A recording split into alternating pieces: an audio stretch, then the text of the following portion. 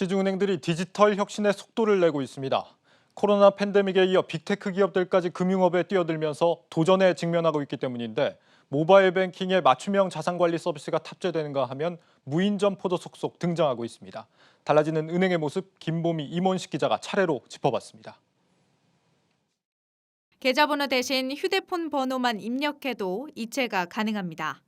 적어야 되고 외우기가 좀 불편하고 그러다 보니까 계좌번호보다는 카톡 송금을 더 많이 쓰게 되는 것 같아요. 예. 근데 아무래도 전화번호로 이렇게 바뀌다 보면 조금 더 수월하지 않을까라는 생각이 드네요.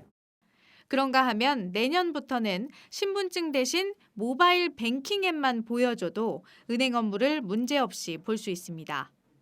가끔 신분증 까먹고 안 들고 올 때 있잖아요. 사실 이런 기능 있으면 솔직히 편하죠. 집 다시 갔다 오기 귀찮은데 핸드폰은 맨날 들고 다니는 거니까.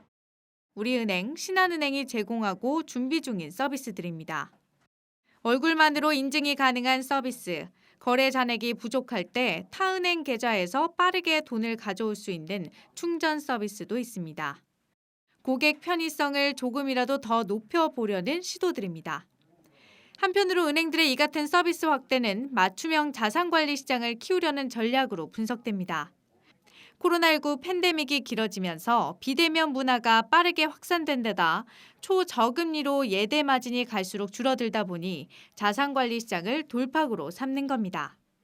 고액 자산가에 한정됐던 맞춤형 자산관리를 일반 고객으로 확대하면 은행들은 금융상품 판매 그리고 자산관리에 따른 수수료 수익을 얻을 수 있습니다. 동시에 고객을 오랜 기간 확보할 수 있다는 점 또한 은행 입장에선 긍정적인 요소입니다.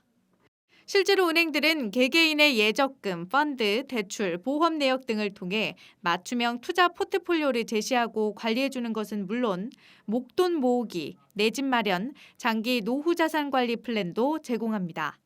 현재 나의 소비 현황을 기준으로 연금 준비 상황을 확인해보고 미리 준비할 수 있는 서비스도 제공 중이고, 내가 지금 원하는 집, 아파트가 구입이 가능한지, 추가 저축 금액을 바탕으로 이를 모으는 데 걸리는 기간이 얼마인지 확인할 수 있는 콘텐츠도 있습니다. 이처럼 모바일로 은행을 찾는 사람들이 늘면서 서비스는 더 간편해지고 다양해지고 있습니다.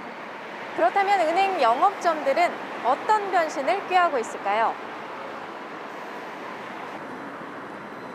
서울 도남동에 있는 한 은행 영업점을 찾았습니다. 이곳에서는 통장이나 카드를 만들기 위해서 번호표 뽑고 기다리거나 은행 창구 직원을 직접 만날 일이 없다고 합니다.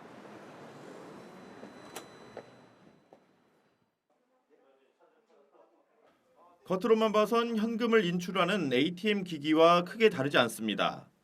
하지만 스크린에 나타난 상담 직원의 안내에 따라 입출금 계좌 개설과 체크카드 발급, 생체 정보 인식을 통한 바이오 인증까지 가능합니다. 창구 업무를 간편하고 빠르게 하실 수 있어서 편리하고 신기하다는 반응이 많으시고요. 영업시간 이후나 주말이나 휴일에도 이용이 가능하기 때문에 고객들의 만족도가 매우 높습니다. 서울 서소문에 있는 또 다른 시중은행 영업점. 2평 남짓 부스 안에 역시 대형 스크린과 카메라부터 생체 정보 인식 장치와 스캐너까지 설치되어 있습니다. 화상으로 상담원과 대화를 하며 예적금은 물론이고 심지어 대출 업무도 가능합니다. 은행 직원과 직접 대면하지 않을 뿐 기존 은행 업무와 크게 다르지 않습니다. 탄력적으로 창구를 운영해서 저녁에도 고객이 퇴근 이후에도 창구 업무를 볼 수 있도록 확대를 할 예정이고요. 디텍트 창구를 내년에는 20개 점포에 확대할 계획입니다. 영업점 방문 대신 모바일 뱅킹을 쓰는 이들이 늘면서 은행들은 영업점 줄이기에 속력을 내고 있습니다. 은행 점포 수는 해마다 줄고 있는데 특히 올 하반기 들어 급격한 감소세를 보였습니다. 초저금리의 대출 규제 강화로 수익이 갈수록 떨어지고 있는 만큼 은행들은 점포 수를 줄이는 대신 이 같은 무인 디지털 창구를 점차 늘려나가겠다는 계획입니다. 영업점 유지 비용은 획기적으로 줄이고 소비자의 은행 접근성은 더욱 높일 수 있다는 판단에서입니다. 또 기존 직원들이 예적금과 대출 상담 등 전통적인 은행 업무에서 벗어나 자산 관리를 비롯해 보다 다양한 업무를 볼 수 있다는 점 또한 장점으로 꼽힙니다.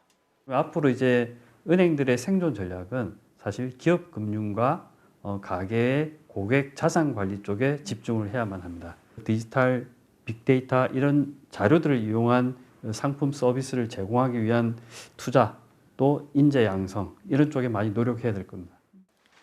이른바 빅테크들의 도전이 갈수록 거세지고 있는 상황에서 은행들의 디지털 혁신은 보다 가속화될 전망입니다. 한국경제TV 임원식입니다.